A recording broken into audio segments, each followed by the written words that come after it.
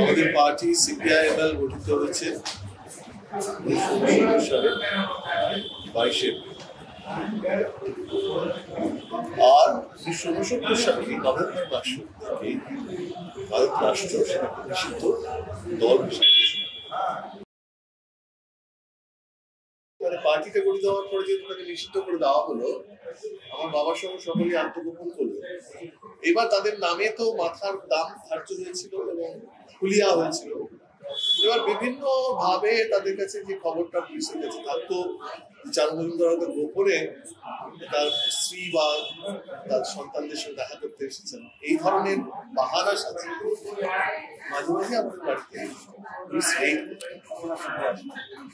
69 সালে আমার বয়স 9 বছর, 72 সালে আমার বয়স হচ্ছে 12 বছর।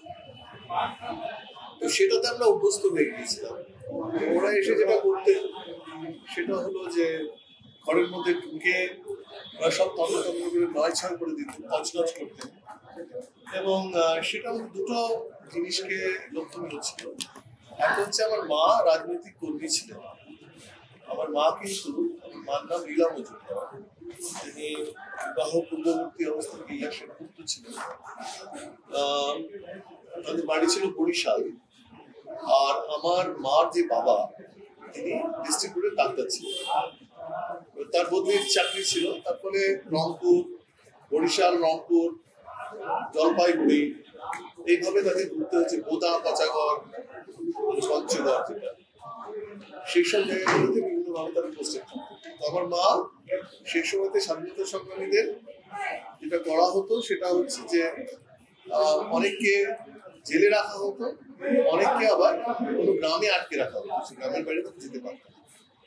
তো ডিস্ট্রিক্ট কোর্টের ডাক্তারের চেম্বারটা যেটা ছিল, তার যে চিকিৎসালয়, সেখানে একটা করে খবরের কাগজ আছে। তো এই যে বিপ্লবীরা যাদেরকে গ্রামে তারা তাদের কাছ থেকে তারা যে আলোচনা করতেন আমার দাদুর সঙ্গে, আমার বাবার সঙ্গে, সেই আলোচনার সূত্র ধরে আমার মা কিন্তু রাজনীতিতে তার প্রবেশ, এবং বিশেষ করে তার একটা বড় সময়কাল হচ্ছে তেভাগা আন্দোলন 1946 থেকে 48, তার কৃষকদের যারা সেটা থেকে অংশ নিয়েছে। তো আমার মা খুব সাহসী ছিল, এই জন্য এই কথাগুলো বললাম। যখন পুলিশ রেইড করতো, আমার মা যেটা করতেন সেটা হচ্ছে যে পুলিশ অফিসারকে ঢুকতে দিতেন না। বলতেন আপনাদের কাছে ওয়ারেন্ট আছে কিনা, ওয়ারেন্ট ছাড়া আমি আমার বাড়িতে ঢুকতে দেবো না। 1 নম্বর। 2 নম্বর উনি যেটা করতেন সেটা আরো সাহসিকতার ব্যাপার। প্রত্যেকটা পুলিশ অফিসারের ওখানে হাত দিয়ে গুনে নিতেন কটা টোটা আছে এবং কটা রিভলভার নিয়ে এসছেন। কারণ সেই সময় তো ওরা যেটা করতেন সেটা হচ্ছে যে ভুয়ো ভাবে তারা ঘরে ঢুকে কিছু জায়গাতে মশারির উপরে কিছু অস্ত্র শস্ত্র, কিছু গোলাপ এগুলো রেখে দিতেন। তো বলা হতো এগুলো উদ্ধার হয়েছে। এই ছলনাতে গ্রেপ্তার করা হতো আমার মা কিন্তু, এবং সেটা আমার মাকে পুলিশ অফিসার খুব ভয় পেত, ভীষণ ভয় পেত। তাদেরও সাহস ছিল না তাকে ধাক্কা দিয়ে ঢুকে যাবে, জোর করবে, এসব কিছু করার সাহস ছিল। তো এইটা একটা আমাদের ছোটবেলার স্মৃতি, যেখানে পুলিশের অত্যাচার মানে এইগুলি করছে। আর একটা ছিল যে সবসময় আমাদের যে আমাদের বাড়িতে কাউকে কেউ আসতে পারতো না, যারা আসতো তাদের উপরে অত্যাচার হতো, তাদের গ্রেপ্তার করা হতো, বিভিন্ন অছিলায় তাদের করা হতো। এইগুলি আমরা দেখে দেখে বড় হয়েছি। তারও আগে আমার বাবা যেহেতু একেবারে তার ছাত্র জীবন থেকে সর্বসময় রাজনীতি করেছে, যার ফলে তারও আগে নকশালবাড়ি হওয়ার আগে বা হওয়ার আগে 1960 সালের আগে বা 69 সালের আগে আমরা এটা অভ্যস্ত ছিলাম যে মাঝরাতে পুলিশ আসবেন, পুলিশ এসে সে শীতের রাত হোক গ্রীষ্মের রাত হোক, আমার মা কিন্তু মাঝরাতে তাদের ঢুকতে দিতেন না, বলতেন আপনারা বাইরে বারান্দা অপেক্ষা করবেন, ভোরের আলো ফুটলে তবে আমি আমার স্বামীকে নিয়ে আসবো। এটা তারা মেনে নিত, সারা রাত তারা বাইরে অপেক্ষা করতেন। তারপরে অত্যন্ত সম্মানের সঙ্গে কোথাও কোনো বাড়াবাড়ি, কোনো খারাপ কথা, কোনো জোর জবরদস্তি এটা করার কিন্তু সাহস ছিল না চারু মজুমদারকে গ্রেপ্তার করার সময়। পরবর্তীকালে যখন হুলিয়া বেরোলো, মানুষ দাম ধার্য করা হলো, তখন তাদের আচরণের পরিবর্তন ঘটল। কারণ বিভিন্ন পুলিশ অফিসাররা বিভিন্ন সংঘর্ষ থেকে তারা নিহত হয়েছে। নকশালপন্থীদের সঙ্গে সংঘর্ষ বা তাদেরকে গ্রেপ্তার করতে গিয়ে কিছু সংঘর্ষের মুখোমুখি হয়েছে। তারা একটা তটস্থ থাকতেন এবং সেই তটস্থতা, তাদের যে ভয় ভীতি, সেটার একটা উগ্র বহিঃপ্রকাশ সর্বত্র ছিল। কিন্তু আমাদের বাড়িতে এসে তাদের কিন্তু সংযমী আগে বলেছিলেন পুলিশি অত্যাচার বলতে এটা। আর একটা জিনিস যেটা হতো সেটা হচ্ছে যে বিভিন্নভাবে তারা ভুয়ো প্রচার করতো। তখন চারু মজুমদারকে তারা দেখে দিয়েছিল রাষ্ট্র যে চারু মজুমদার আসলে সিআই এর চর, আমেরিকার চর, সিআই এর চর, বা চারু মজুমদার হচ্ছে খুনের রাজনীতির প্রবক্ত, চারু মজুমদার ডাকাত। এই সমস্ত যে প্রচারগুলো ছিল, যে মানে নেতিবাচক যে প্রচারগুলো ছিল, সেইখানে বিশেষ করে শাসক দল হিসেবে তখন কংগ্রেসের যে স্থানীয় নেতৃবৃন্দ ছিল, তারাও সেই প্রচারটাকে জোরের সঙ্গে তুলে ধরার চেষ্টা করে, যার ফলে আমাদের যেটা সইতে হয়েছে একটা সময়, অল্প সময় হলেও হয়েছে, সেটা আমি স্কুলে পড়তে গেছি, ক্লাস 5-এ পড়ি। তখনও বড় স্কুলের টিচার কংগ্রেস করতে, তারা আমাকে শুনিয়ে শুনিয়ে বলছেন চারু মজুমদার তো সিআই এর দালাল, এটা সেটা। এই ধরনের একটা সামাজিক ভাবে উৎপীড়ন যদি বলেন, সেগুলো আমাদের সঙ্গে ছিল। কিন্তু শিলিগুড়িতে আমার বাবা এবং মার সামাজিক যে প্রতিষ্ঠাটা ছিল, তাতে বরং অন্য জিনিসটাও বেশি ছিল। সেটা হচ্ছে যে আমাদের পাশে দাঁড়ানোর মতন বহুল মানুষ ছিলেন, যারা অরাজনৈতিক মানুষ, যারা পাড়ার প্রতিবেশী, তারা কিন্তু খুব সাহসিকতার সঙ্গে আমাদের পাশে এসে দাঁড়িয়েছেন। এমনকি 72 সালের 28শে জুলাই যখন আমার বাবাকে খুন করা হয় লালবাজারের লক আপে, তারপরে ঠিক তার পরের দিন যখন পুলিশ এসে জানায় আমাদের যে চারু মজুমদার মারা গেছেন, তো সেই সময় আমরা দেখেছি যে আমাদের তো আর্থিক অবস্থা খুব ভালো ছিল না। আমার মা জীবন বীমার একজন সামান্য এজেন্ট ছিলেন, খুব সামান্য আয় ছিল। পারিবারিক জমি জমা অনেক ছিল, পুরনো যোদ্ধার পরিবার, সেগুলো তো যেহেতু চারু মজুমদারও দেখেননি, চারু মজুমদারের বাবাও বীরেশ্বর মজুমদার যিনি ছিলেন, তিনি ওই সমস্ত সম্পত্তির ধার ধারতেন না। তিনিও পণ্ডিত মানুষ ছিলেন এবং আইনজীবী ছিলেন, কিন্তু আইনজীবী হিসেবে তাকে মিথ্যে কথা বলতে হবে বলে তিনি কখনো আইন ব্যবসা করতে পারেননি বা করেননি, যার ফলে আর্থিক দুরবস্থাটা আমাদের ছিল। তো সেই সময়তে ধরুন 70 সালে চারু মজুমদারকে না পেয়ে রাষ্ট্র তখন ঘোষণা করে যে চারু মজুমদারের যত অস্থাবর সম্পত্তি আছে, সেই অস্থাবর সম্পত্তি ক্রোক করা হলো। তো তখন পুলিশ একদিন সকালবেলা এসে আমাদের বাড়িতে থালা বাসন সহ যে আলমারি ছিল, বইয়ের আলমারি ছিল, চারু মজুমদারের হাতে লেখা কিছু ম্যানুস্ক্রিপ্টস ছিল,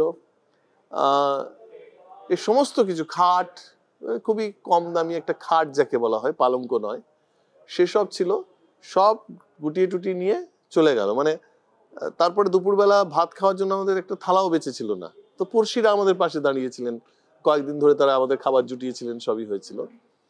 তো এই রকম ধরনের বিষয়গুলোকে আমাদের ওপরে নামিয়ে আনা হয়েছিল। রাষ্ট্র তার নানা রকম যেভাবে তারা অত্যাচার করে, সেটা শুধুমাত্র তো শারীরিক অত্যাচার নয়, একটা মানসিক অত্যাচার, সামাজিকভাবে দুর্নাম ছড়িয়ে দেওয়ার।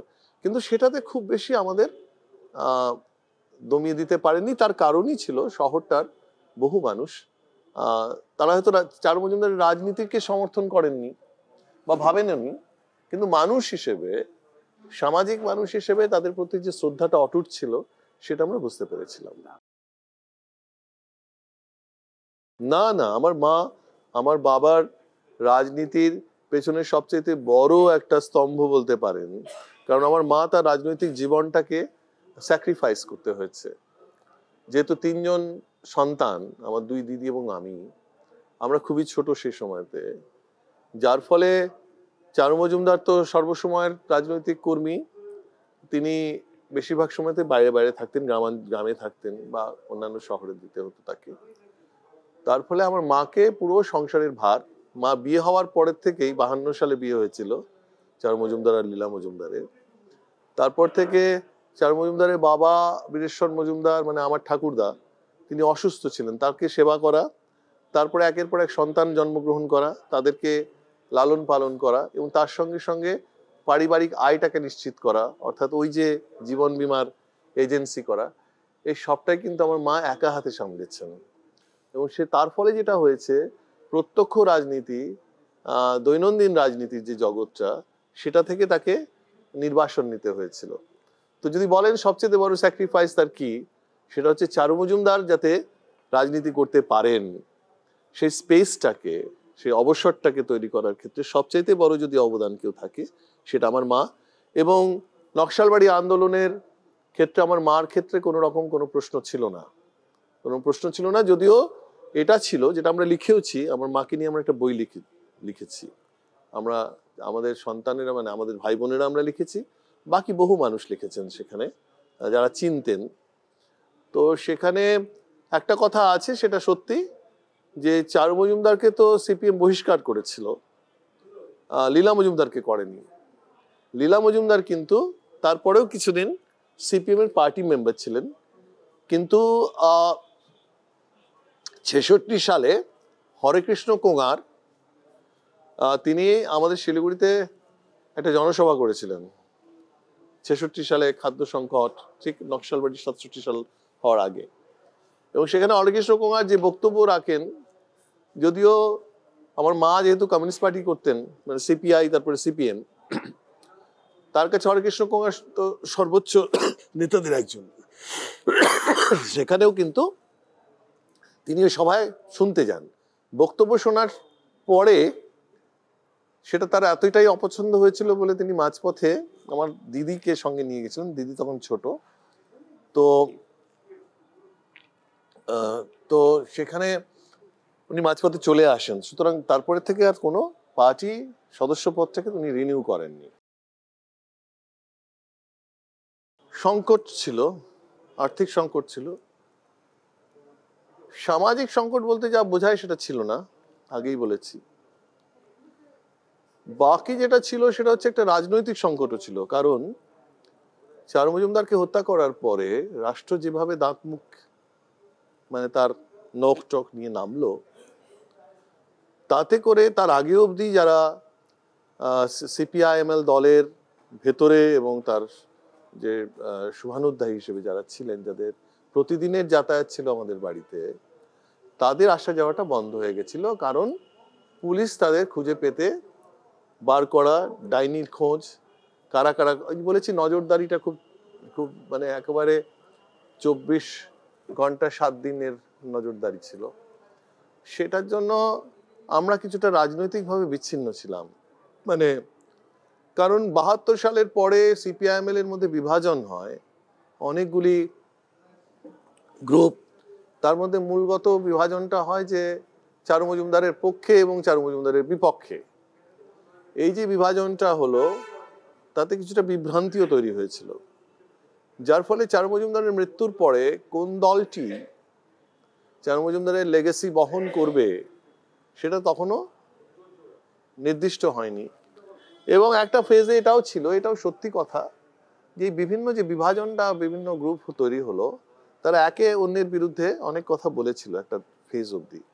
এ ওকে দালাল বলছে, ওকে দালাল বলছে, এই সমস্ত জায়গা থেকে একটা বিভ্রান্তির জগৎ ছিল কিছুদিন অবধি। তো সেইটা একটা আমাদের মনে হয় বড় সে অর্থে বিপর্যয়, অন্তত আমাদের দিক থেকে। রাজনীতির সঙ্গে এত নিবিড় সম্পর্ক থাকা একটা পরিবার, তারা কিন্তু কিছুটা মানে বিচ্ছিন্ন হলেন। এবং আমার মাকে তো অনেক বেশি কঠিন পরিস্থিতিকে পেরিয়ে লড়াই করতে করতে এগোতে হলো। এবং সেটা একটা রাজনীতি। আজকে যে রাজনীতি বলে আমরা যেটা বুঝি, আসলে সেখান থেকে ধরুন, যেটা এঙ্গেলস বলেছিলেন, এই যে সোশ্যাল রিপ্রোডাকশন থিওরি, অর্থাৎ একজন শ্রমিক সে যে কারখানা অবধি পৌঁছতে পারে এবং সারাদিন কাজ করতে পারে, সেটা তার পরিবার তাকে এই শক্তিটা এবং রসদ যোগায়। আমার মা কিন্তু তার প্রকৃষ্ট উদাহরণ। অর্থাৎ সোশ্যাল রিপ্রোডাক্টিভ যে বিষয়টা রয়েছে এখানে, যে একটা নবীকরণ হয়, সেই নবীকরণটার ক্ষেত্রে মহিলাদের যে ভূমিকাটা থাকে, সেই ভূমিকাটার একটা যদি সবচেয়ে চমৎকার উদাহরণ আমার মনে হয় আমার মা, যিনি এতটা তার রাজনৈতিক জীবনকে স্যাক্রিফাইস করলেন, পরিবারের জন্য তিনি হয়ে গেলেন, এবং তার ফলে আমার মা এর পরবর্তীকালে অনেকটা চুপ হয়ে গেলেন। মানে ধরুন সাংবাদিক থেকে শুরু করে সবাই আসতো, কি হলো না হলো, আমার মা কিন্তু সেগুলোতে কাউকেই খুব একটা আমল দেননি, কোনো কথাই তিনি সে অর্থে খোলাখুলি ভাবে বলে যাননি। হয়তো তার মনে এটা ছিল যে সন্তানরা ছোট, তাদের নিরাপত্তা বিঘ্নিত হতে পারে আমি যদি রাজনৈতিকভাবে কোনো অবস্থানে যাই। সুতরাং এটা একটা বাধ্যতার পরিবেশ তৈরি হলো সামগ্রিকতার জায়গা থেকে। এটাও স্বীকার করে নেওয়া ভালো যে কিছুদিনের জন্য আমরা প্রত্যক্ষ রাজনীতির সঙ্গে আমাদের একটা বিচ্ছেদ তৈরি হয়েছিল, সেটা অনেক পরে আস্তে আস্তে আবার সেটা একটা পিরিয়ড আছে, যেটা ধরুন একদম 72 থেকে 80-র শুরুটা অবধি বলতে পারেন। বিভিন্ন অন্যান্য রাজনৈতিক বিভিন্ন গণ আন্দোলন, নাগরিক আন্দোলন, সেগুলোর সঙ্গে আমরা সবাই যুক্ত হয়ে গেছিলাম। আমরা একটু বড় হয়ে গেছি তখন, কিন্তু সে অর্থে কোনো সিপিআইএমএল দল তার একজন সদস্য হিসেবে কাজ করার, সেসব করতে আমাদের অনেক দেরি হয়েছে। সেটার সম্বন্ধে আমার প্রাথমিকভাবে তো একটা ছিল যে কোন দলটি সঠিক হতে পারে। একটা ঘটনা তো ঠিক যে এই যে মাঝের মধ্যবর্তী পর্যায়টাতে চারু মজুমদারকে যে ডিমোনাইজ করার জন্য যে ফোর্সেস গুলো ছিল, সেইটা আমাদের পীড়া দিত। আমরা নিজেরা আমার বাবার রাজনৈতিক জীবনের কিছু পর্যালোচনা নিজেদের মধ্যে করেছি। আমরা একেবারে গুরুবাদী অবস্থানে থাকিনি। চারু মজুমদার বা সিপিআইএমএল যে ভুলগুলো করেছিল, আমরা সে সম্পর্কে খুবই খোলাখুলি ভাবে আমাদের অবস্থান ছিল। চারু মজুমদার কোনোদিন ভুল করতে পারেন না, ভুল করেননি, তিনি অমিত শক্তিধর ছিলেন, অমিত মেধা ছিল, এসব কথা আমরা কোনোদিনই বিশ্বাস করিনি, কারণ ট্রেনিংটাই আমাদের অন্যরকম ছিল। যার ফলে আমরা আমাদের একটা পারিবারিক অবস্থান চারু মজুমদারের প্রতি, বাবা নয়, স্বামী নয়, রাজনৈতিক নেতা হিসেবে আমাদের কাছে তার একটা ছিল। এবং একটা খুব কখনোই এটা অক্ষুণ্ণ থেকেছে, এই যে একটা চরম গর্বের জায়গাটা। সমস্যাটা ছিল যে ধরুন আমরা যখন ছোট, তখন একমাত্র আমার বাবা, তিনি একটা পয়সা বাইরে থেকে আনেন না, কখনো আমার বাবা কোনো গিফট হাতে নিয়ে ঢোকেন না। আমার যে খেলার যে সাথীরা, তাদের বাবারা তো অন্যরকম, হয় চাকরি করেন বা ব্যবসা করেন বা কিছু করেন, তার সংসার নিয়ে আছেন। আমার বাবা মাঝে মাঝে নেই, জেলে চলে গেল কি গ্রামে চলে গেল, অভিমান হতো, অভিমান হবে, কিন্তু সেই অভিমানটা কখনো কোনো বিরোধাভাসে যায়নি। এবং আমরা কিন্তু এই যে শেষ অবধি, এখন অবধি আমাদের এটা মনে হয়েছে যে আমরা মাথা উঁচু করে বাঁচি এত কিছুর মধ্যে, এত প্রতিকূলতার মধ্যে, তার অন্যতম কারণ হচ্ছে আমার বাবা এবং মার রাজনৈতিক জীবন এবং তার প্রতি মানুষের আকর্ষণ এবং সমর্থন। সেটা এত ব্যাপক, এত বিস্তৃত, যেখানে এই সংকটটা কখনো আমাদের কাছে একটা অন্তর্লীন সংকট হিসেবে কখনো আসেনি।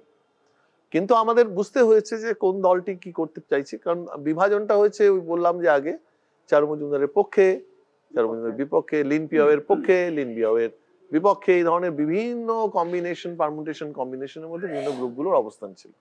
সেটা এই বিভ্রান্তি কাটিয়ে আমরা এবার আমাদের পার্টির পক্ষ থেকে আমাকে একটা সময় অ্যাপ্রোচ করা হলো। প্রথমে আমি খুব একটা রাজি ছিলাম না। কত সনের দিকে? অনেক পরে, এটা আর্লি 90s এর ধরুন। তো আমার মনে হয়েছে যে এটা কি দরকার আছে, কারণ এতগুলো গ্রুপের মধ্যে আমরা কোনো একটা চারু মজুমদারের স্ট্যাম্প নিয়ে কোনো একটা দলের মধ্যে চলে যাব, বা আর একটা হয় যে একটা ব্যক্তিবাদী আছে পারিবারিক, আমাদের ভারতবর্ষের রাজনীতির ক্ষেত্রেও বা উপমহাদেশেই আছে, যে পরিবারের সন্তান, মানে নেহেরু পরিবার, তার পরম্পরাগতভাবে তারা দেশের সর্বোচ্চ নেতা হবেন বা প্রধানমন্ত্রী হবেন। তো এই যে পরিবারবাদ, এই পরিবারবাদটাকেও আমাদের তার বাইরে থাকা উচিত, সেটাও একটা প্রতিবন্ধকতা মনের মধ্যে ছিল। যে চারু মজুমদারের ছেলে বলে তো সবাই ভাববে বা এ টানবে ও টানবে সে টানবে, তারপর আমাদের ব্যবহার করা হবে যে এ চারু মজুমদারের ছেলে, তিনি আমাদের দলে এসেছেন মানে এটা চারু মজুমদারের দল। আমরা তো সে অর্থে সেই রাজনৈতিক মেধা বা ধীশক্তি বা অবস্থান বা লড়াইয়ের মধ্যে আমাদের ওইভাবে তো কোনো তৈরি ছিল না, নির্মাণটা তো আমাদের অন্যরকম ভাবে হয়েছে, যার ফলে সেটা নিয়েও একটা সামগ্রিকভাবে দ্বিধাদ্বন্দ্ব ছিল যে এটা বোধহয় উচিত হবে না, যে এই টোটাল অ্যাকসেপ্টেন্স এবং সেটাকে ব্যবহার করা, যখন সব অনেকগুলো গ্রুপ নিজেদের মধ্যে লড়ছে, তো সেই সমস্ত কাটিয়ে টাটিয়ে উঠতে আমাদের সময় লেগেছে। বারবার পার্টির পক্ষ থেকে আমাদের সঙ্গে যোগাযোগ করা হয়েছে। তারপরে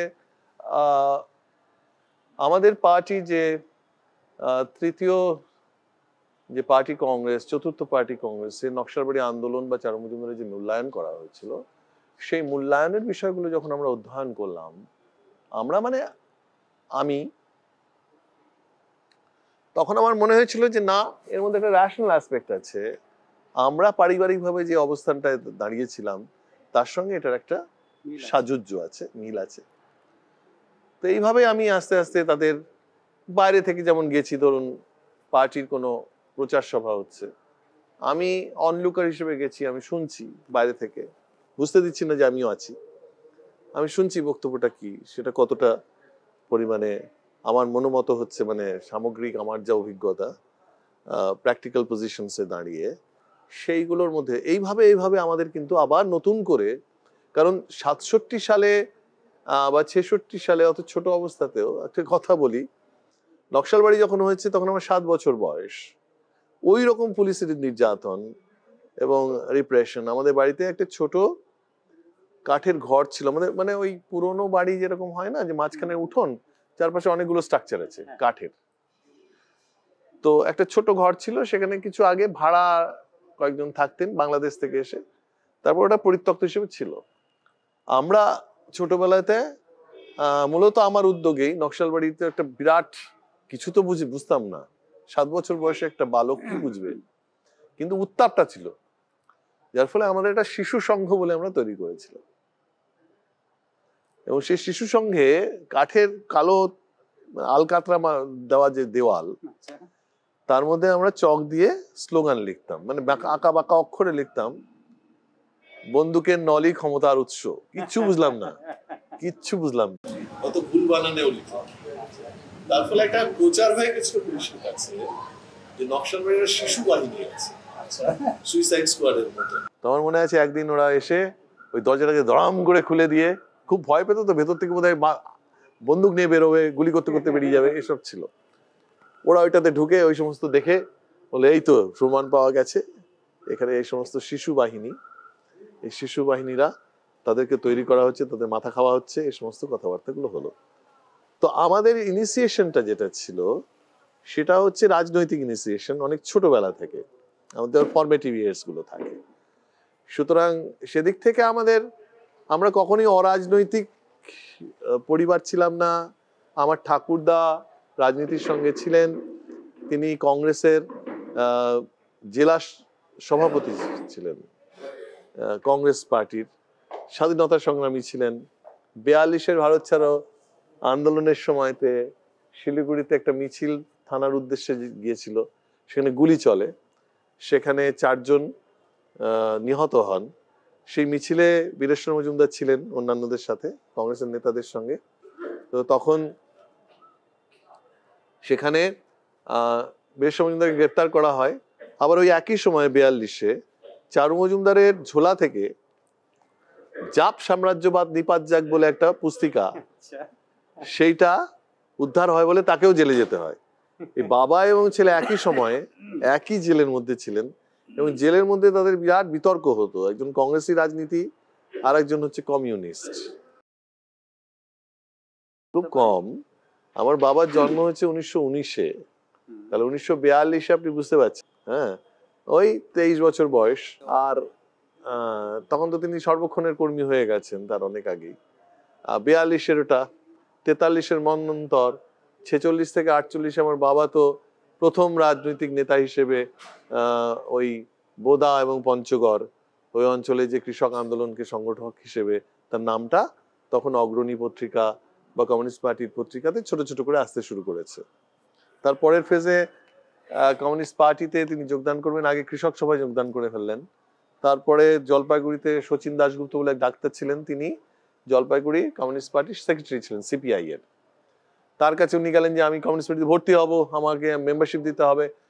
বললে তুমি কি ব্যাপার, তুমি শহরের কোথা থেকে থাকো? শিলিগুড়িতে। শিলিগুড়িতে তো কোনো কমিউনিস্ট পার্টি তখন গড়েই ওঠেনি, তুমি কি করবে? ধর তুমি যাও বাড়ি, পড়াশোনা করো গিয়ে, যা এসব বলার পরে মানেনি।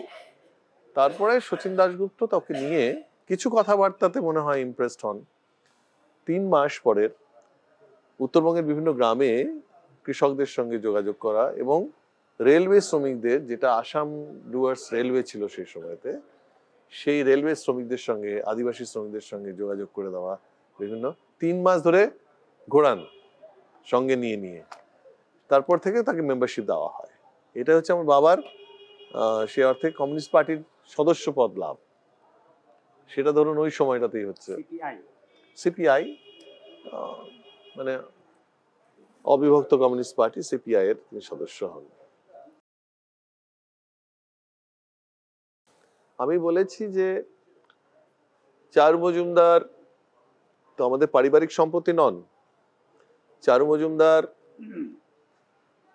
ভারতবর্ষের ভেতরে এবং ভারতবর্ষের বাইরে তিনি একটি বিতর্কিত রাজনৈতিক নেতৃত্ব, বিতর্কের ঊর্ধ্বে নন। কেউ মনে করে তিনি খুনের রাজনীতির প্রবক্তা, কেউ মনে করে যে উপমহাদেশে চারু মজুমদার একটা অন্য ধারার কমিউনিস্ট আন্দোলনের সূচনা করেছিলেন।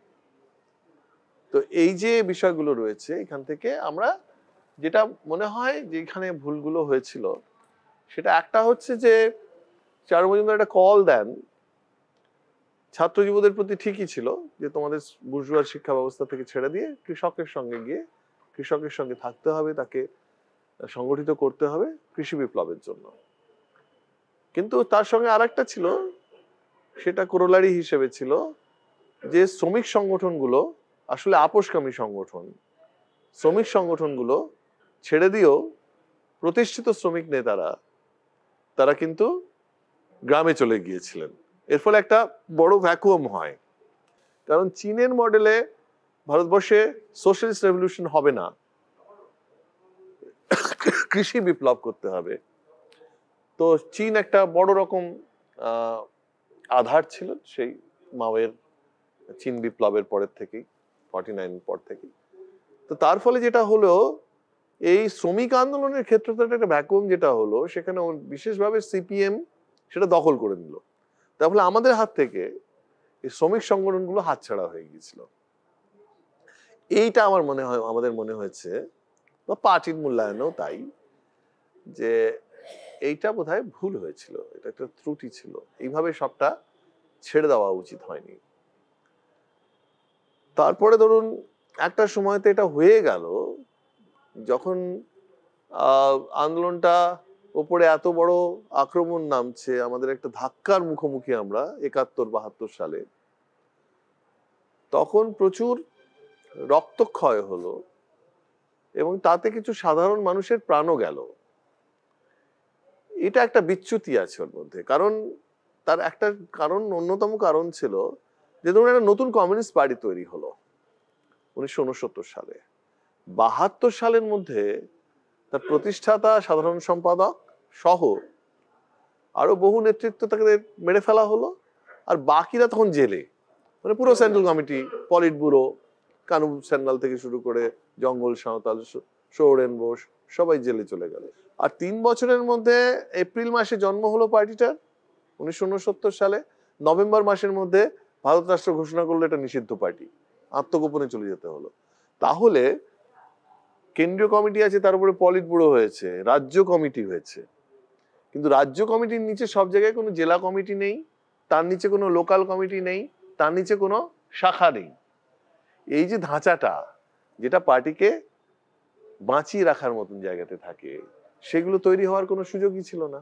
দ্বিতীয়ত যেটা ছিল, যে কোনো লেখা তার অন্তর্বস্তুতে দেশপ্রতি খুব গোপনে বিলি করতে হতো, বিলি হতো খুব ভালোভাবে, কিন্তু গোপনে হতো। তার মধ্যে যে লেখাগুলো ছিল, যেটা সরোজ দত্ত লিখছেন, চারু মজুমদার লিখছেন, তার অন্তর্বস্তুটাকে নিচে তলায় যখন সেটা যেত, সেটা বিভিন্নভাবে তার অন্যরকম একটা ইন্টারপ্রিটেশন হতো। এইটা তখন এই জন্যই হতো যে পার্টি ধাঁচাটার একটা সেন্ট্রাল অর্গান, সেই সেন্ট্রাল অর্গানটার বিষয়বস্তুটাকে একটু ব্যাখ্যা করবেন কারা? নেতারা তো নিয়ে যাবেন একেবারে নিচু তলা অবধি। সেই কাজটা করার মতন তো কোনো ধাঁচা ছিল না। সেটা আমার মনে হয় একটা বড় বিষয়, এবং এটা তো কিছু করার ছিল না। এটা তো নিষিদ্ধ হবে, এটা জেনে তো কেউ পার্টি তৈরি করেনি।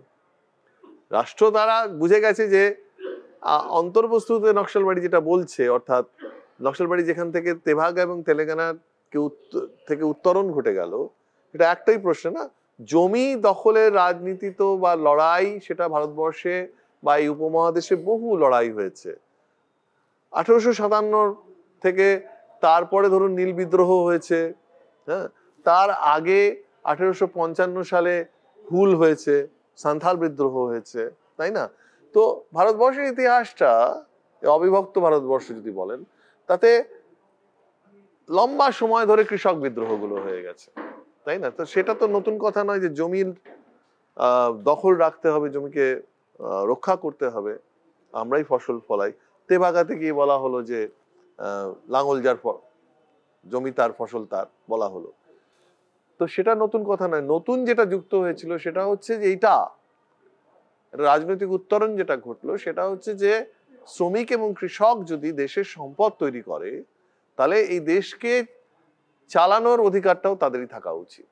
অর্থাৎ জাস্ট গ্র্যাব দ্য স্টেট পাওয়ার। কারা করবেন? সেটা হচ্ছে কৃষক শ্রমিকেরা, অর্থাৎ তাদের যে পার্টি, তারা এই স্টেট পাওয়ারটাকে দখল করবেন। এই যে ব্যাপারটা হলো, এইটাতে রাষ্ট্র সবচেয়ে বেশি ভয় পেয়েছিল, এবং এইটা যে এমন জোরালো একটা কন্টেন্ট, যার ফলে আজকেও দেখবেন যে মোদি রাজের ক্ষেত্রে তারা কিন্তু ব্যবহার করে নামটা নকশাল, আরবান নকশাল, শহুরে নকশাল, পেন ওয়েল্ডিং নকশাল, অর্থাৎ কলমধারী নকশাল, এবং কখনো তারা মাওবাদী বলে না। দেখবেন চিদাম্বরমও কখনো মাওয়িস্ট শব্দটাই ব্যবহার করেনি। আজকে অমিত শাহ মাওয়িস্ট বলে না।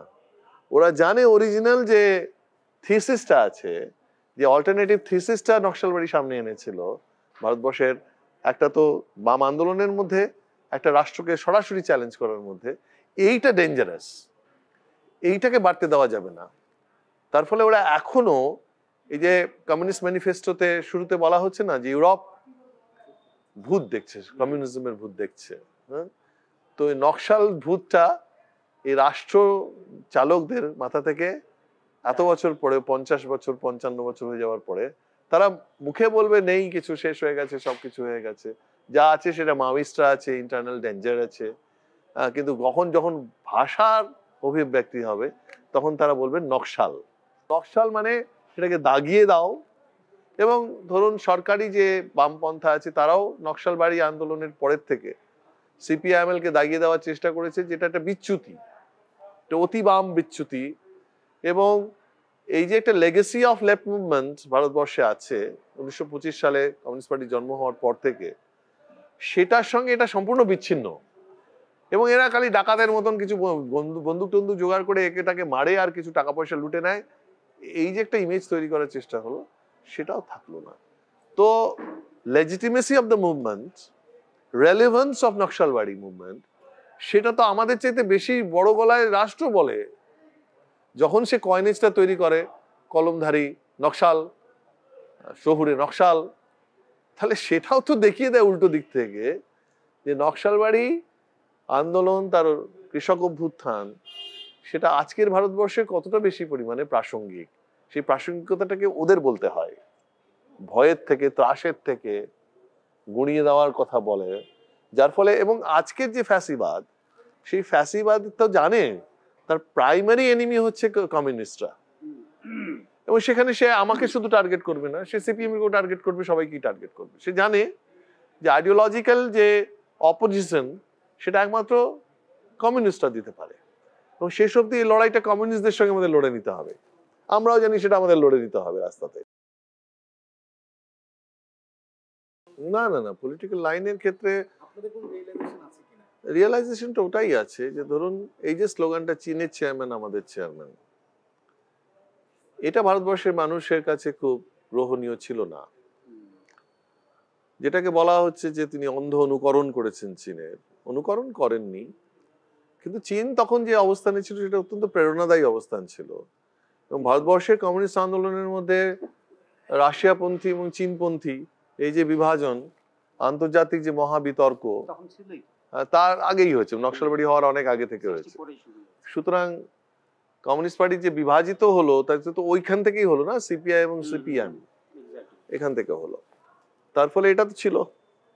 কিন্তু এটা ঠিকই যে স্লোগান ফর্মুলেশনের মধ্যে দিয়ে যখন ক্রাক্স অফ দ্য ম্যাটারে আসে তখন চীনের চেয়ারম্যান আমাদের চেয়ারম্যান, এইটা আমরা যে পরবর্তীকালে যে মূল্যায়নে যাই তাতে এই স্লোগানটা উচিত ছিল না। ভারতবর্ষের নির্দিষ্ট পরিস্থিতিতে ভারতবর্ষের যে শ্রেণী সংগ্রাম সেটা ভারতবর্ষের নামেই হবে, সেখানে অন্য দেশের চেয়ারম্যান ভারতবর্ষের শ্রেণী সংগ্রামের নেতা কেন হবেন? ভারতবর্ষ তো প্রচুর নেতার জন্ম দিয়েছে যারা লড়াইয়ের ময়দান থেকে এসেছেন। চীনের চেয়ারম্যান আমাদের চেয়ারম্যান, সেইটা কিন্তু খুব গ্রহণযোগ্য মানুষের কাছে হয়নি, এটা যেমন একটা সত্যি কথা।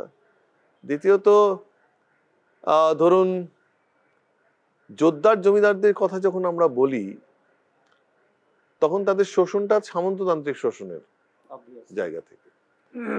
সামন্ততান্ত্রিক শোষণের মধ্যে একটা জিনিস আছে, বিভিন্ন তারাশঙ্করের গল্প বলুন, মানিক বন্দ্যোপাধ্যায়ের গল্প বলুন, তারা তাদের যে শোষণের পদ্ধতিটা সেটা পুঁজিবারের থেকে অন্যরকম। তারা দেনার ফাঁদে ফেলে দেওয়া, কিন্তু আবার যখন দুর্ভিক্ষ হচ্ছে তখন জমিদার বাড়িতে গিয়ে পাত পেড়ে খেয়ে নেওয়া, সেটারও একটা সুযোগ ছিল, সেটার মধ্যে দিয়ে তাকে শোষণ করা হতো। কিন্তু সে ওখানে গিয়ে ভগবান মনে করে যদি তার পা ধরে করতো তাহলে জমিদার কাছে মাপ হতো, মানে কিন্তু বিনিময়ে, অর্থাৎ জমির দলিলটা দিয়ে যাও, অন্য জিনিস কাজ করতো, কিন্তু অ্যাপ্রোচটা ছিল যে ভাই আমি তোমার ত্রাণকর্তা। এখন নকশালবাড়ি যে জায়গা থেকে এটা তৈরি হলো, নকশালবাড়িতে কোনো জমিদার ছিল না, জোরদার ছিল ছোট ছোট, কিন্তু তারা খুব নৃশংস নির্মম। এবং তারা যেটা করতো সেটা হচ্ছে, যার জন্য তেভাগা করতে হলো গোটা বাংলায়, যে লেঠেল বাহিনী পাঠিয়ে ফসল ফলাতো কৃষক বা বর্গাদার, ফসল ফলে যাওয়ার পরে যখন ফসল উঠলো তখন গিয়ে লেঠেল বাহিনী নিয়ে গিয়ে সমস্ত ফসলটা তুলে নিয়ে আসলো, এক ফোঁটাও ওই বর্গাদারকে দিল না, তার যে প্রাপ্য ভাগটা সেটা দেয়নি।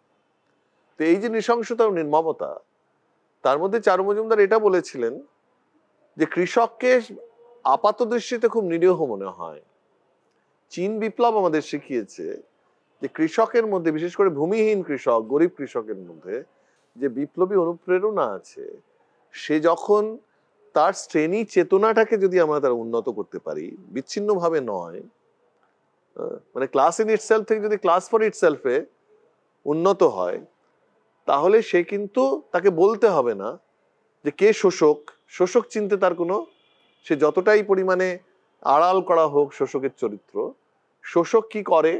এবং আমাদের দেশের ফিউডালিজমের মধ্যে তো যে নতুন বিবাহিত স্ত্রী তাকেও প্রথম ভোগ করবে জমিদার, এরকমই তো ছিল। তাহলে এই যে এক্সট্রা মনিটারি যে এক্সপ্লয়টেশনস গুলো রয়েছে, অপারেশনস গুলো রয়েছে, সেইগুলোকে সবটা মিলে এটা মিডল ক্লাসের পক্ষে বোঝা সম্ভব না।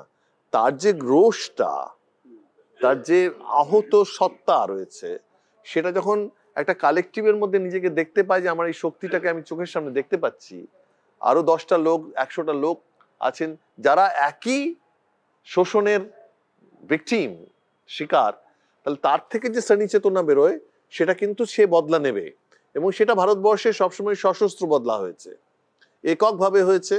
যদি আমরা 1857 দেখি, তার আগের থেকে ইউপিতে বিভিন্ন সাবঅল্টার্ন হিস্ট্রির মধ্যে এই ঘটনাগুলো রয়েছে, যেখানে একক বীর কুঁয়ার সিং তিনি একা মাথায় হলুদ ফেট্টি বেঁধে হঠাৎ একদিন দাঁড়িয়ে গেলেন তীর ধনুক নিয়ে জমিদারকে মেরে দিলেন, পরবর্তীতে তাকে ফাঁসি হলো, কিন্তু তিনি একক মানুষ, তিনি কোনো সংগঠিত শক্তি নন। কিন্তু এই যে ভারতবর্ষের ইতিহাস তো কৃষক সংগ্রামের ইতিহাস, ভারতবর্ষের ইতিহাস তো শ্রেণী সংগ্রামের ইতিহাস, ভারতবর্ষের ইতিহাস সশস্ত্র সংগ্রামের ইতিহাস। এই মূল্যায়নটা অত্যন্ত যথার্থ মূল্যায়ন ছিল। তার থেকে যে এক্সটেনশনস যেটা হয়ে গেল সেটা হচ্ছে যে, কারণ কি, আপনি যখন নকশালবাড়িতে বলা হচ্ছে যে আমরা কোনো যোদ্ধারকে ফসলের একটা অংশও দেব না, আমরা আমাদের যা ঘরোয়া অস্ত্র আছে, আমাদের যেটা আমাদের কাজের যে কাস্তে বা কাজের যে হাতুড়ি, সেগুলো নিয়ে আমরা সশস্ত্র মিছিল করব। মিছিল শুরু হয়ে গেল। এবার যোদ্ধারের কাছে তো বন্দুক আছে, তার বাহিনীও আছে, সে তো গুলি করতে শুরু করলো। তখন তার গোলা লুট করতে গেল, যখন সেই কৃষকদের ফসলগুলোকে তুলে নিয়ে করতেছে, তখন তো গোলা লুট করতে গেলে সে বন্দুক বার করছে। তখন একদম পুরোপুরি ভাবে যদি কনফ্লিক্টটা এটা ফ্রন্টাল কনফ্লিক্টের মধ্যে যাওয়া হচ্ছে, সেখানে কিন্তু কৃষক আপনার কথা শুনবে না। এটা খুব ন্যাচারাল যে সে কিন্তু ওর জীবনটা নিয়ে নেবে, কারণ জানে ও বেঁচে থাকলে এই একটা চলতে থাকবে এবং তারপরে যে অত্যাচারটা নামবে সেটা সামলানোর মতন শক্তি আমার নেই। তার যে যুগ যুগ ধরে বংশ পরম্পরায় তার ভেতরে যে ঘৃণা, সেই ঘৃণার বহিঃপ্রকাশটা এটা ছিল। তো এইটা আমার কাছে মনে হয় ইম্পর্টেন্ট, এবং সেখান থেকে এটা মূল্যায়ন করেছিলেন। কিন্তু সেটা যখন ট্রান্সলেটেড হতে শুরু করলো, তখন এমনও হয়েছে তো, যত ধর পুলিশের এটা সামান্য কনস্টেবল, তার কি আছে, সে তো একটা শ্রমিকই। এই যে একটা ঢেউ উঠলো, সেই ঢেউতে তার কিছু অপরচুনিস্ট যারা ছিলেন, যেমন কংসাল বলে একটা কথা ছিল, দিনের বেলা কংগ্রেস, রাতের বেলা নকশাল। কংসাল মানে কিছু ওই টাইপের যে লুম্পেন, তারাও এই সুযোগটাকে নিয়ে বিভিন্নভাবে তাদের যা কাজকর্ম করা করলো। কিন্তু এটা ঠিকই যে অনেক সময় তো এই যে বাড়াবাড়িটা জায়গাতে গেল, সেটাকে আটকানোর মতন কোনো মেকানিজম পার্টির কাছে নেই। আমি আগেই বলেছি যে তার ধাঁচাগুলো নেই, যোগাযোগ ব্যবস্থাটা প্রায় বিচ্ছিন্ন হয়ে গেছে। সেখান থেকে এই যে অ্যাবারেশনস গুলো হতে শুরু করলো, সেইটা কিন্তু হয়েছে। এবং সেটা আজকে আমরা যদি ডিজোন করি সেটা ঠিক হবে না, এটাকে ওন করে এই ভুল ত্রুটি থেকে স্বীকার করলে তবে আমরা তার থেকে বেরোতে পারবো। এবং গণ আন্দোলনটা যে বিভিন্ন পর্যায়ে বিভিন্ন ফর্মে হবে, যেমন ধরুন নির্বাচন বয়কট করা, সেই সময় অত্যন্ত যথার্থ স্লোগান ছিল। আমি যখন দেখতে পাচ্ছি ভারতবর্ষে একটা কৃষি বিপ্লবের মতন পরিস্থিতি তৈরি হয়েছে, সেখানে বুর্জোয়া নির্বাচন বয়কট করা, লেনিনিস্ট পার্টি, সেটা একটা ট্যাকটিক্যাল লাইন, আমি নির্বাচনে কখন অংশগ্রহণ করব, কখন আমি বয়কট করব। কিন্তু আজকের পরিস্থিতিতে গিয়ে আপনি নির্বাচন বয়কট করলে, নির্বাচনের যে সময়টাতে যে যে পরিস্থিতি তৈরি হয়, সেখানে আপনার রাজনৈতিক প্রচারটাকে যতটুকু সুযোগ থাকে, আপনার সামান্য ক্ষমতা নিয়েও আমি সেটাকে অ্যাড্রেস করতে চাইবো। তো আমার রাজনীতিটাকে মানুষের মধ্যে নিয়ে যাওয়া, কারণ নির্বাচনের সময় মানুষ শুনতেও চায়। একটা ছোট পার্টি কি বলছে সেটাও শোনে, বড় শাসক দল কি বলছে সেটাও শোনে। তো সেই জন্য আমাদের এই নির্বাচনটাকে একদম ধরে নেওয়া হলো যে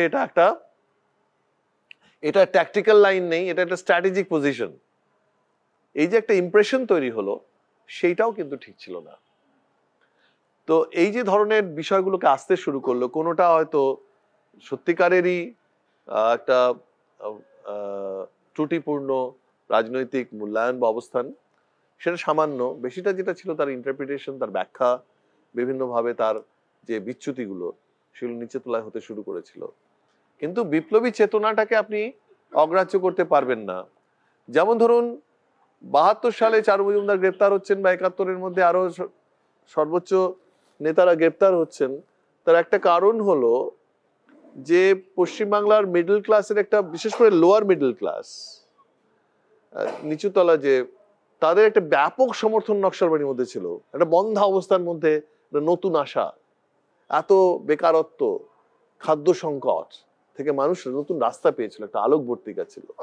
কিন্তু যখন ওই মূর্তি ভাঙা শুরু হলো, অর্থাৎ তথাকথিত বাংলার নবজাগরণের যে পুরোধা পুরুষেরা, তাদেরকে মূর্তি ভাঙা বা গান্ধীর মূর্তি, কেউ অনেক সময় তো রবীন্দ্রনাথের মূর্তিও ভেঙে ফেলা হলো, এই যে বাড়াবাড়িগুলো হলো, তাতে একটা রিজেকশন হয়েছিল। তাতে যেটা হয়েছিল যে বিপ্লবীদের যে শেল্টার গুলো, সেগুলো কিন্তু আস্তে আস্তে রিজেক্টেড হতে শুরু করে। যারা শুভানুধ্যায়ী ছিলেন, যারা দরদি ছিলেন, যারা অনেক ঝুঁকি নিয়ে আশ্রয় দিতেন, সেইগুলো কিন্তু থাকলো না। যার ফলে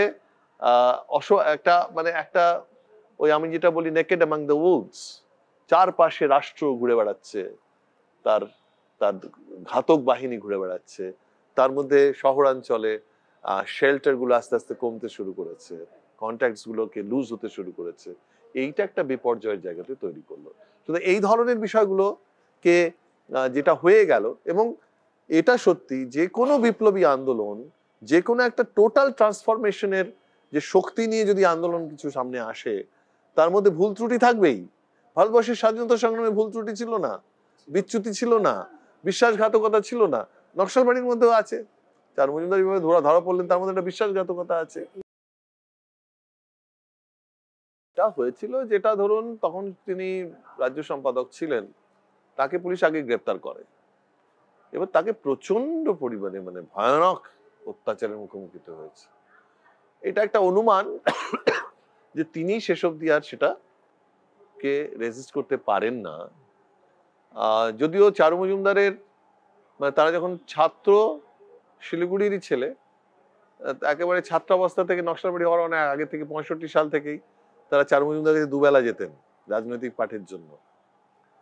তো সেইভাবে তৈরি হওয়া, গ্রামে চলে গিয়েছিলেন প্রথমে স্কোয়াড তৈরি করার, কিন্তু সম্ভবত সেটা পারেননি বলে শেল্টারে কিছু বা কন্ট্রাক্টসের নাম দিয়ে দেওয়া হয়েছিল। সেটা একটা বিশ্বাসঘাতকতা। সেটা উনি না করলে অন্যকে তো কোনো জায়গা থেকে হতে পারতো, কারণ ওই যে বেসগুলো একটু নড়বড়ে হয়ে গেছে না, তখন যে কোনো জায়গা থেকে একটা কিছু ফাঁক ফোকর বেরিয়ে তিনি তাকে গ্রেপ্তার করতে। কিন্তু আমরা জানতাম যে চারু মজুমদার যদি গ্রেপ্তার হন তাহলে তিনি বেঁচে আমাদের কাছে ফিরে আসবেন দীর্ঘ সময় জেল খেটে, এরকম কোনো সম্ভাবনা নেই। চারু মজুমদারকে যখন খুন করা হয়েছে তখন তার বয়স 53 বছর, আমার আজকে বয়স 62 বছর, অর্থাৎ বয়সের দিক থেকে আমি আমার বাবার চাইতে অনেক বেশি বছর বাঁচছি। 53 বছর বয়সে তাকে খুন করা হলো, এবং 53 বছর বয়সে তার যে চেহারা ছিল, এই যে দৌড়ে বেড়ানো, বিভিন্ন রাজ্যে অসুস্থ অবস্থাতে দুবার কার্ডিয়াক অ্যারেস্ট হয়ে গেছে, কাশ্মীর থেকে কন্যাকুমারিকা তিনি দৌড়ে বেড়াচ্ছেন গোপন অবস্থাতে, এই যে ধকলটা তার শরীরের মধ্যে ছিল, তার ফলে তার বার্ধক্যটা অনেক দ্রুত হয়েছিল। এবং তার আগে থেকেই ধরুন আমার বাবাকে দেখেছি আমি রাত্রিবেলাতে বাঁধানো দাঁত খুলে রেখে অন্যরকম একটা চেহারা হয়ে যেত, আমার যে একদম বাল্যকালের স্মৃতি। হ্যাঁ, তার কারণ হচ্ছে যে ওই তেভাগার সময়তে জেল খেটেছেন, জেলে অনশন করেছেন, ফোর্স ফিডিং করেছে, দাঁতগুলো সব ভেঙে গেছিল, দাঁতগুলো ভেঙে গেছিল, তবে তাকে বাঁধিয়ে দিতে অনেক যৌবনে প্রায় একটু পরিপক্ক যৌবনেই তাকে দাঁত বাঁধাতে হয়েছিল। সামগ্রিক ভাবে যে যেমন ধরুন ভারতবর্ষের কৃষকদের বয়স তো আপনি বুঝতে পারবেন, আপনি 30 বছর বয়সে একজন কৃষককে মনে হবে তিনি 50 বছর বয়স, কারণ যে শারীরিক পরিশ্রম এবং তার যে খাদ্য যেটা পাওয়া উচিত, এই যে ডেপ্রিভেশন, এটা তাকে একটা বার্ধক্যের দিকে, এটা একটা অকাল বার্ধক্যের দিকে নিয়ে যায়। চারু মজুমদার কিন্তু 53 বছর বয়সে তার চেহারাটা মনে হতো, অনেকে বলতো দাদু, তার চেহারাটা এরকম। বা তার যে লাস্ট যে ছবিটা পুলিশ কাস্টাডিতে আছে, সেটার দিকে তাকিয়েও আপনি মনে হবে না তার মাত্র 53 বছর বয়স। 53 বছর বয়স তো এখন সব যুবক থাকে, প্রিন্সের বয়স কত আমি জানি না। তাহলে এইটা তো একটা বিষয় থাকে, তার উপর যে শারীরিক ভাবে তিনি অসুস্থ ছিলেন, একেবারে সে অর্থে খুবই খারাপ অবস্থা ছিল। এমনকি তিনি যখন আত্মগোপন করে আছেন, তার সঙ্গে একজন ডাক্তার রাখা হতো, অক্সিজেন সিলিন্ডার রাখা হতো। যারপরে তাকে গ্রেপ্তারের পরে ওরা প্রথম যেটা করেছিল, তার জীবনদায়ী ওষুধগুলো কেড়ে নিয়েছিল, এবং কোনো অক্সিজেন সিলিন্ডার ছিল না। আমরা যখন লালবাজার লকআপে দুবার আমাদের দেখা করতে দিয়েছিল, ঘিরে থাকতো ওরা মাকে সহ, সেখানেও কিন্তু আমরা প্রাথমিকভাবে যেটা লক্ষ্য করি কোথাও কোনো অক্সিজেন সিলিন্ডার নেই। উল্টো দিকে মা জিজ্ঞেস করেছিলেন যে তুমি কেমন আছো, এর বেশি তো কিছু বলার সুযোগও নেই। বলছে না দুপুরে ঘুমোতে পারো কিনা, বলছে না এরা আসেন, দেবী রায়, বিভূতি চক্রবর্তী, খুব নোটোরিয়াস পুলিশ অফিসার, অত্যাচারী, এরা অনেক খুনের করে কাজ করেছেন, নকশালদের খুন করার জন্য কুখ্যাত ছিলেন। তারা ওই রাউন্ড দ্য ক্লক তাকে ইন্টারোগেট করা হতো। সেই যে ধকলগুলো, আরো কি অত্যাচার হয়েছে আমরা জানি না, কিন্তু সেটার একটা জন্য মাত্র 53 বছর বয়সে তাকে মেরে ফেলা হলো। সেটা তো, অথচ তিনি বেঁচে যদি থাকতেন কতদিন বাঁচতেন আমরা জানি না। তাকে যদি রাষ্ট্র জেলেও রাখতো, কারণ তার যে অসুস্থতা গুলো ছিল সেটার পক্ষে আর থার্ড অ্যাটাক সম্ভব ছিল না, সামলানো সম্ভব ছিল না। তো এইটাই হয়েছে গোটা বিষয়টা। আমাদের মনে হয় এখন যে ধরুন 50 বছর পরে আমার মনে হয় একটা ঐতিহাসিক দূরত্ব তৈরি হয়েছে, যেখান থেকে আমরা নকশালবাড়ি আন্দোলনের একটা অন্তত সহজবোধ্য এবং একটা বুদ্ধিগ্রাহ্য একটা মূল্যায়নে পৌঁছতে পারি, যেটা এর আগে সম্ভব হয় না। মানে হিস্টোগ্রাফির জায়গা থেকেও, ইতিহাসের চর্চার মধ্যে থেকেও এটা তো খুব বিষয় যে একটা অন্তত কমপক্ষে 50 বছরের দূরত্ব দরকার, না হলে ইতিহাসটার পূর্ণাঙ্গ মূল্যায়ন হওয়া এখনো হয়। হ্যাঁ, নকশালই তো ডাকে, আমরাও বলি আমরা নকশাল, আমরা একদম রাস্তায় দাঁড়িয়ে বলি আমরা নকশাল। না, নকশাল শব্দটা তো আমাদের তৈরি করা নয়, আমরা CPIML, communist party of India, Marxist Leninist. Naxal তো ওরা দিল এই কারণে ওই বিচ্ছিন্নতা ঘটানোর জন্য, যে সামগ্রিকভাবে যে ভারতবর্ষের বামপন্থী আন্দোলন আছে তাতে এরা একটা বিচ্যুত, এরা ডাকাত, এরা সমস্ত, তাদের কোনো লেগেসি নেই, এই পার্টির কোনো লেফট লেগেসি নেই, এটা লেফট পার্টি না। এইটা দেখার জন্য তারা একটা নকশাল মিডিয়া করলো আর রাষ্ট্র করলো, কিন্তু ঘুরে ফিরে সেটা একটা সম্মানীয় শব্দ হিসেবে সামনে চলে এলো, তাই না? তা আজকে তো আমি গর্বের সঙ্গে বলবো আমি নকশাল, রাস্তায় দাঁড়িয়ে, সে আমাকে আরবান বলুক, রুরাল বলুক, কলমধারী বলুক, না কলমধারী বলুক, যা খুশি করুক, আমি তো শেষ অব্দি বলে যাবো আমি নকশাল। আমার কাছে তো গর্বের ব্যাপার বিষয়। আজকেও গোটা পৃথিবীতে বাম আন্দোলনের ইতিহাসের মধ্যে নকশালবাড়িকে বাদ দিয়ে কেউ লিখতে পারবে? গোটা পৃথিবীতে বলুন তো, পারবে না। পারে না বলেই গোটা পৃথিবীর সবচাইতে নামি দামি বিশ্ববিদ্যালয় থেকে এখনো গবেষণার জন্য আমাদের কাছে অহরহ রিসার্চাররা আসেন। কি দরকার আছে? কি দরকার আছে? নকশালবাড়ি তো মরে গেছে। নকশালবাড়ি তো একটা ছোট্ট ইতিহাস, একটা পার্টি, 3 বছরের মধ্যে তাকে শেষ করে দেওয়া হলো। রাষ্ট্র ক্লেম করলো যে নিকেশ হয়ে গেছে, আর কিছু দরকার নেই, এদের একদম ঝাড়ে বংশে নিকেশ করে দেওয়া হয়েছে। তাহলে আজকে কি দরকার আছে যে সেটা নিয়ে এত গবেষণা পত্র, এত লেখা, এত JNU, আলিয়া থেকে শুরু করে যত ভারতবর্ষে ইউনিভার্সিটি আছে তাদের এত রিসার্চাররা নকশালবাড়ি আন্দোলন প্রতি মুহূর্তে আমাদের কাছে যোগাযোগ আসে, দেশ থেকে বিদেশ থেকে, যে কিছু বলুন, কিছু অভিজ্ঞতা থেকে বলুন, কিছু পারিবারিক ইতিহাস বলুন, যেমন ভাবে আপনারা চাইছেন। ঠিক আছে, আপনারা সহযোদ্ধা, কিন্তু তার বাইরে নন পলিটিক্যাল একাডেমিক লোকরা তো আমাদের কাছে আসেন, জানতে চান। শুধু আমাদের কাছে না, গোটা পার্টির কাছে, বিভিন্ন দলের কাছে, মাওবাদীদের সঙ্গে যোগাযোগ করার চেষ্টা করে। আমার যে বড় দিদি আছে, ও তো ডাক্তারি পড়তো সেই সময়তে, মানে 71 সালে ও ডাক্তারি পড়তে গেছে। তো প্রথম যে ওই 72 সালে তো চারুমজুমদার গ্রেপ্তার করার জন্য ওকেই হস্টেলের পুলিশ যোগাযোগ করে নিয়ে গেছে জোর করে, যে দেখা করানোর ব্যাপার, এই সমস্ত ছিল। তো সেইটা আমার দিদি ডাক্তার এখন ছেড়ে দিয়েছে, একটু অসুস্থ হয়ে গেছে ও, কিন্তু ও ছিল, এবং ও ছাত্র আন্দোলনের মধ্যে ছিল নকশালবাড়ির সময়টাতে। আমার ছোড়দি যে, সেও শিক্ষকতা করেছে অনেকদিন, তারও পার্কিনসন্স হয়েছে, তারা দুজনেই খুবই অসুস্থ এখন। বাংলাদেশে আমি গেছি, বাংলাদেশের লড়াই চলছে। আমার তো, যেটা আমি কালকেও বলেছিলাম, আজকে বলেছি, যে গোটা ভারতীয় উপমহাদেশ, সেখানে ভারতবর্ষের অভ্যন্তরে এবং আমাদের যত প্রতিবেশী দেশগুলো আছে, বাংলাদেশি বলুন, পাকিস্তান বলুন, মায়ানমার বলুন, শ্রীলঙ্কা বলুন, একটা ভয়ঙ্কর রকম সংকটের মুখোমুখি জনজীবন, এবং সেখানে ভয়ঙ্কর রকম শোষক এবং শাসকের যে একদম নগ্ন মূর্তি, সেটা আমরা প্রত্যক্ষ করছি। কেউ তাকে, আপনি বাংলাদেশে কেউ কোনো দল হয়তো তাকে ফ্যাসিবাদ বলছেন, কেউ হয়তো বলছেন না, কিন্তু সামগ্রিকভাবে শাসকের বিরুদ্ধে যে প্রতিরোধ আন্দোলন, সে আন্দোলনগুলো জোরদার হচ্ছে। শাসকের শোষণ এবং রিপ্রেশন, সেগুলোর মাত্রাও বৃদ্ধি পাচ্ছে। তার মানে তার পুঁজির সংকট থেকে, তার গভর্নেন্সের সংকট থেকে, তার অ্যান্টি ইনকামবেন্সি ফ্যাক্টরকে দাবিয়ে দেওয়ার জন্য করছে। সেক্ষেত্রে আজকের ভারতবর্ষের আমাদের লড়াই আর আপনাদের লড়াই সেটা একটা বিন্দুতে তো মিলিত হবেই, কারণ একই ফর্মের শাসক, একই নিউলিবারাল ইকোনমি, তার যে ধারক বাহক যে শ্রেণী, সেই শ্রেণীর বিরুদ্ধে যে শ্রেণী সংগ্রাম, সেই শ্রেণী সংগ্রামে আপনারা একরকম ভাবে নেতৃত্ব দিচ্ছেন বাংলাদেশের নির্দিষ্ট পৃষ্ঠভূমিতে, আর আমরা ভারতবর্ষের পৃষ্ঠভূমিতে দাঁড়িয়ে সেই লড়াইটা করছি। এবং আমাদের এই সামগ্রিকভাবে গোটা উপমহাদেশের লড়াই, সেটার মধ্যে মিল আছে। আজকে ইস্যুসগুলো একেবারেই আলাদা নয়, একই। অর্থাৎ সেখানে মূল্যবৃদ্ধি হচ্ছে, মানুষের অস্বাভাবিক রকম মূল্যবৃদ্ধি হচ্ছে, মজুরি সংকোচন হচ্ছে, বেকারত্বর একটা ভয়ঙ্কর জায়গা তৈরি হয়েছে, হ্যাঁ, এবং এই তার ফলে যেটা হচ্ছে দুর্নীতি একটা বিরাট জায়গাতে চলে গেছে স্ট্রাকচারালি।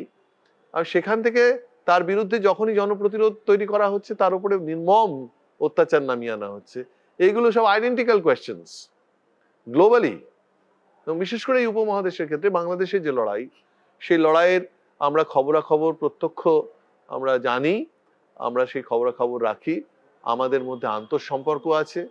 আপনাদের দল এবং বিপ্লবী ওয়ার্কার্স পার্টির সঙ্গে আমাদের একটা আন্তরিক যোগাযোগ রয়েছে, তার মধ্যে দিয়ে আদান প্রদান চলছে। আমার মনে হয় সেটা আরো বড় হবে, এবং তার মধ্যে থেকে আমরা বাংলাদেশ এবং ভারতবর্ষ যে লড়াই, এবং এখানে যে ব্যালেন্স অফ পেমেন্টসের জায়গা থেকে, এবং এই যে নদীর জল আটকে দেওয়া বা ওই তাপবিদ্যুৎ কেন্দ্র করে একটা পরিবেশের বিঘ্ন ঘটানো, এই সমস্ত জায়গা থেকে তার যে সলিডারিটি আন্দোলন ভারতবর্ষের মধ্যে থেকে বাংলাদেশকে লুট করার যে নিওলিবারাল পলিসিস গুলো, তার বিরুদ্ধে দাঁড়ানো, সেগুলো আমরা করি। আপনারাও আজকে ভারতবর্ষের যে এই বিপদ, ফ্যাসিবাদের বিপদ, সেটা নিয়ে চর্চা করছেন, সেটা নিয়ে কোথাও না কোথাও একটা জায়গাতে আমরা দাঁড়াচ্ছি। এইটা একটা বড় বিষয়। আমাদের মনে হয় এই লড়াই আরো বড় হবে, এবং সেখানে এই সাযুজ্যগুলোর মধ্যে থেকে আমরা পাশে দাঁড়িয়ে গোটা উপমহাদেশের মধ্যে নতুন করে একটা জনগণতান্ত্রিক রাষ্ট্র, সেই রাষ্ট্রের হয়তো বর্ডার থাকবে না, যেটা কমরেড বিনোদ মিশ্র বলেছিলেন, যে আমাদের পড়শি দেশগুলোর মধ্যে সার্ক কান্ট্রিগুলো যেগুলো আছে, সেখানে কেন আমাদের ভিসা নিতে হবে, সেখানে কেন অবাধ যাতায়াত হবে না। তো আমরা এই স্বপ্নটাকে লালন করছি, এবং সেই স্বপ্নটাকে পরিপূর্ণ করার জন্য আমাদের যে লড়াই, সেটা অব্যাহত আছে। এটাই বাংলাদেশের ক্ষেত্রে আমাদের মনে হয় সেটা একটা বড় লড়াইয়ের প্রান্তর তৈরি হয়েছে। একটা সংযুক্ত বামপন্থী আন্দোলন, সেটা সবসময় আমরা দেখছি তারা রাষ্ট্রের বিরুদ্ধে রাস্তায় নামছেন, তার মধ্যে জোর আছে, তার রাজনৈতিক যে অন্তর্বস্তু এবং তার যে রাস্তার নামিয়ে আনা, সেটা আপনার খুব চমৎকার উদাহরণ। সমস্ত বিপদকে অগ্রাহ্য করে, সমস্ত ভয় ত্রাসের রাজত্বকে অগ্রাহ্য করে আপনারা নামছেন, সেটা অত্যন্ত প্রেরণাদায়ী আন্দোলন। আমার মনে হয় সেখান থেকেও আমরা একটা এনার্জি নেব, আমরা একটা ঊর্জা নেব, এটা আমাদের পরস্পরকে সঞ্জীবিত করবে।